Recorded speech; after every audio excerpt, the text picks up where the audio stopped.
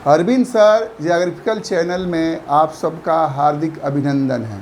आज हम लोग एक महत्वपूर्ण प्रश्न के लिए पढ़ेंगे। अक्सर परीक्षा में आया करता है कि पूर्वी भारत या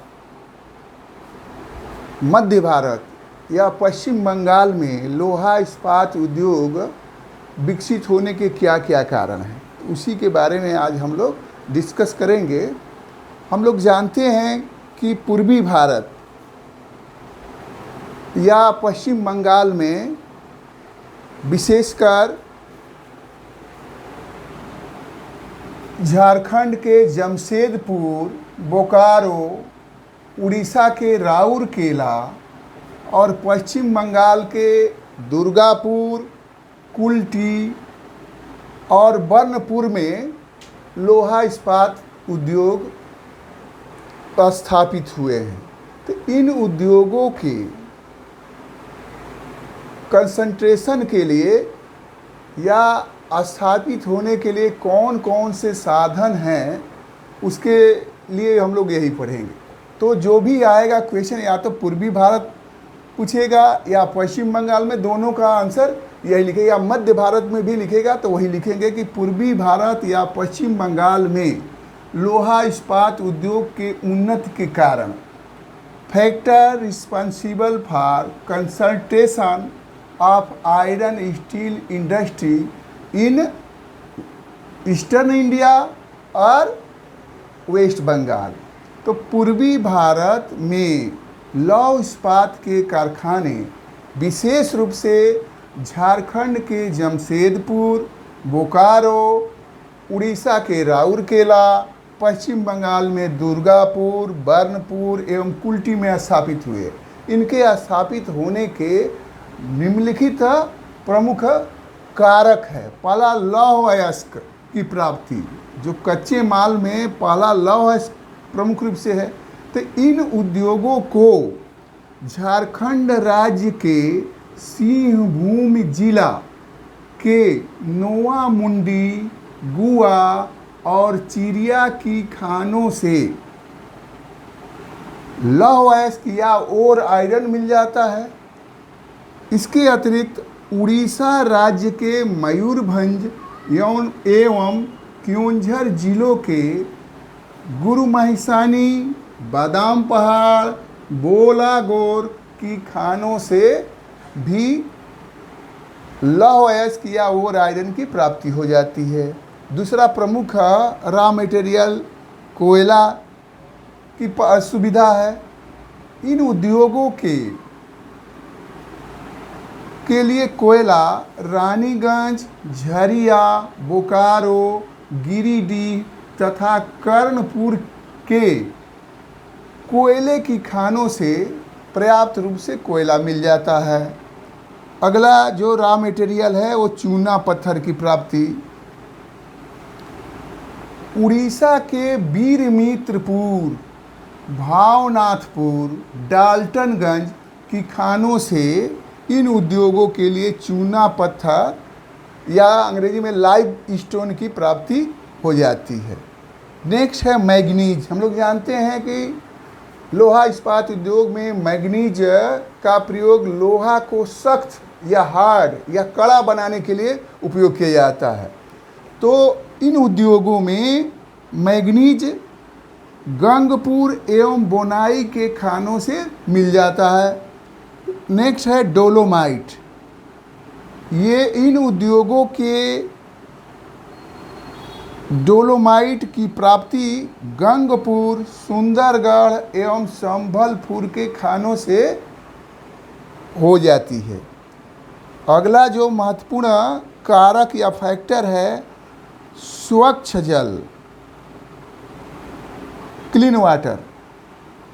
इन उद्योगों के लिए जल आसपास की जो नदियां हैं, दामोदर नदी, बराकर नदी, स्वर्णरेखा नदी, सांख एवं ब्राह्मणी नदियों से स्वच्छ जल मिल जाता है।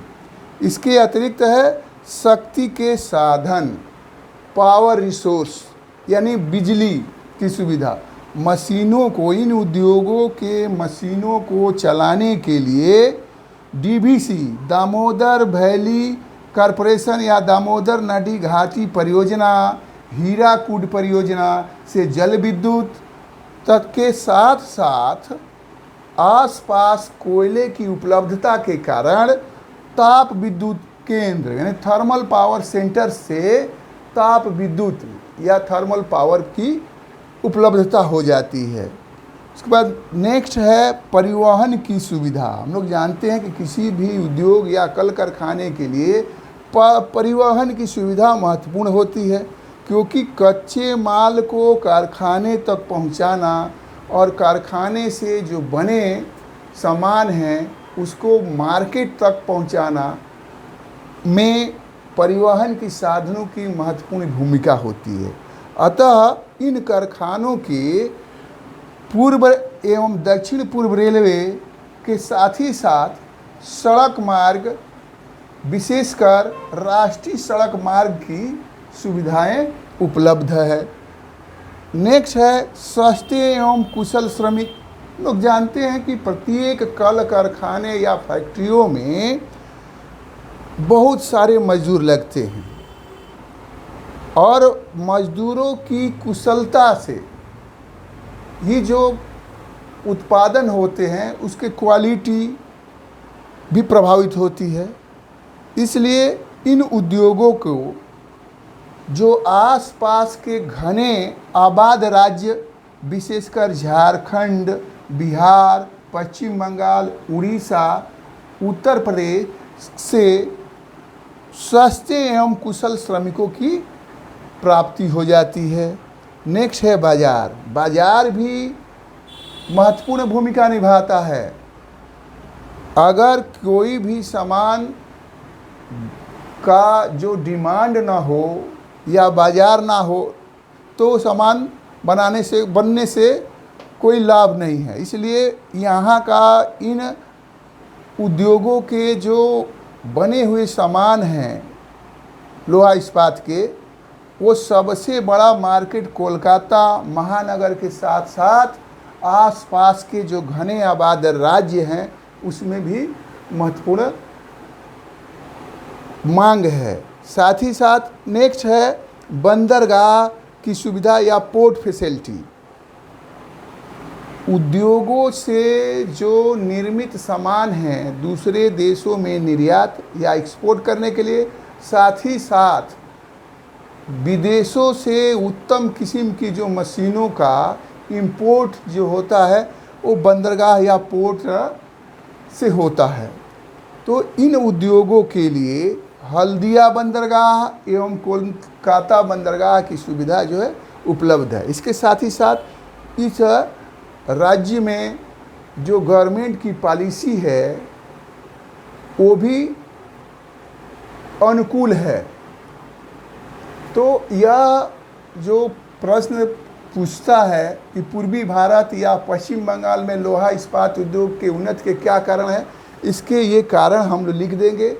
तो अगर इतना नहीं तो इसमें 5-6 पॉइंट भी लिखेंगे तो पर्याप्त नंबर मिल जाएगा। अगर आप सबों को यह जो प्रश्न सरल रूप से समझ में आ गया होगा तो अरविंद सर चैनल को सब्सक्राइब करिए, लाइक करिए, शेयर करिए और कमेंट अवश्य करिए। धन्यवाद।